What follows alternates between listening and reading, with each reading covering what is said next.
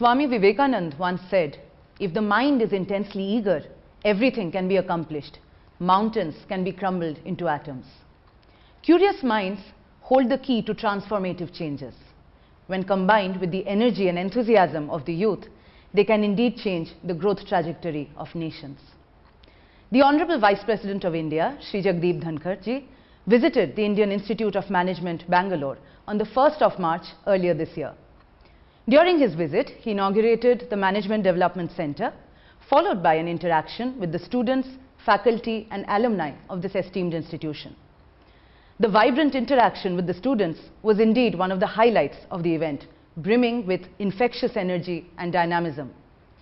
There were extremely nuanced questions from the members of the IIM Bangalore community, drawing upon the Honorable Vice President's extensive experience during his illustrious career and public life. However, due to the paucity of time, all of these questions could not be answered in detail at the venue itself. Today, we are dedicating this session towards returning to some of these questions. We hope that this engagement will answer some of the doubts put forth by our eager minds and give greater perspective to their observations. Sir, our first question is from Anshul Goel from the PGPEM course. As India steps into Amrit Kal, what legacy must corporate leaders in the making aspire for today that stays relevant even 25 years from now? Well, it's a very important question. Corporate leaders must vigorously promote economic nationalism, as no fiscal gain can justify overlooking of national interest. I would strongly appeal to corporate world to commit CSR funds for utilization, particularly in health and education sectors. I must point out it's a matter of deep concern and worry that some of our billionaires make hefty contributions of millions of US dollars to universities that are breeding ground for anti-India narratives, and that too by our own people. You would recollect, no dignitary or a citizen of a foreign country on a visit to another country would make denigrating or decrying observations about his own country. Unfortunately, for some of us, it is favorite pastime when we are abroad. I will appeal to every citizen that Amrit Kal is a very important milestone in our democratic polity. We must all take the pledge that in all situations, come what may, we will keep our nation always first, and this surely can't be optional. So the next question is from Anurag Naidu from the EPGP course. Anurag asks, given that Rajya Sabha provides representation to the states, do you feel that state domicile requirements should be reinstated? Well, Anurag has raised a very important issue. Rajya Sabha constitutionally is Council of States, and allocation of seats there is state-wise. This underlines concept of representation of federalism.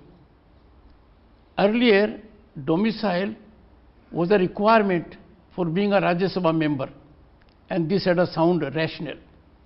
The change came in 2003, and that change, I think, needs to be revisited.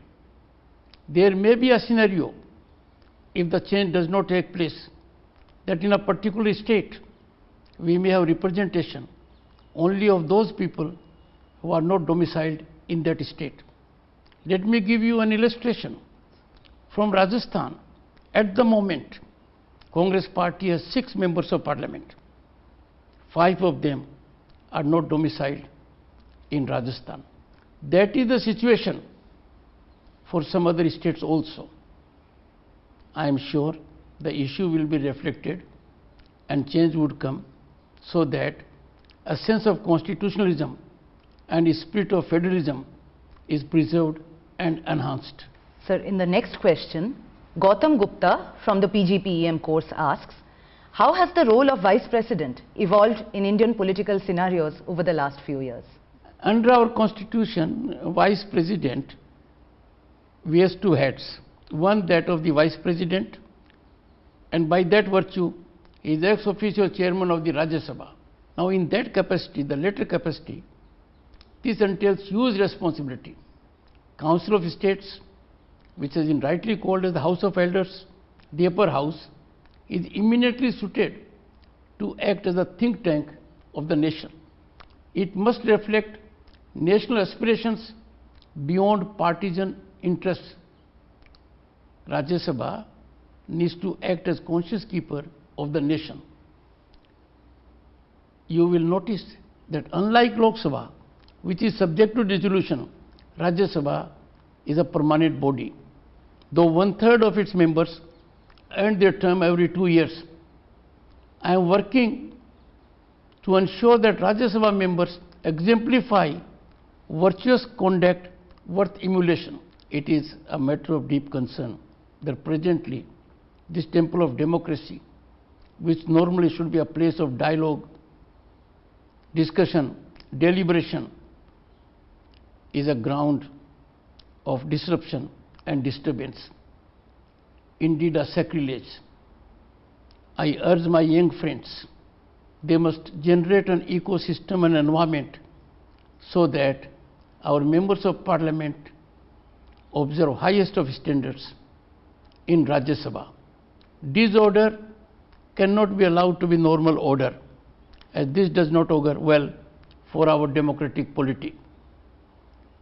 Vice President of the country is the second highest constitutional office, and in that capacity we are required to ensure that we motivate and inspire our people to maintain highest of standards.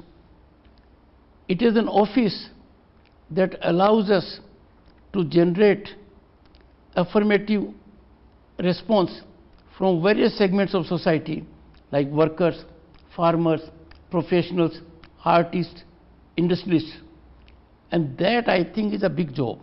In a country like ours, where we see unity in diversity, this is a challenge, and my predecessors have laid firm foundations on what a vice president should be doing on these counts. We hope that this engagement will answer some of the doubts put forth by our eager minds and give greater perspective to their observations.